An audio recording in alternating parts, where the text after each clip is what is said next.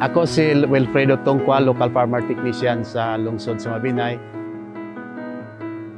Dako akong pagpasalamat nga usapog ko nga nahimong naka-assist sa programa nato sa RCEP dire sa lungsod sa Mabinay.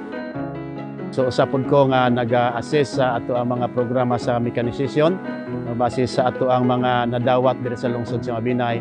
Usapod ko nga nag-train sa ato mga farmers ug nakadawat sa mga new varietal seeds nga nakaroon sa atong mga farmers.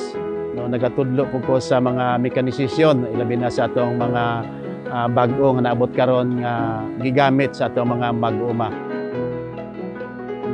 So daghan kayong salamat no nga ato ang lungsod sa Mabinay, labi na sa atong ETI usab padayon ang paghatag og dugang nga edukasyon labi na sa ato ang mga mag-uma aron usab matagaan atong improvement ang ato ang mga mag-uma sa kabaranggayan.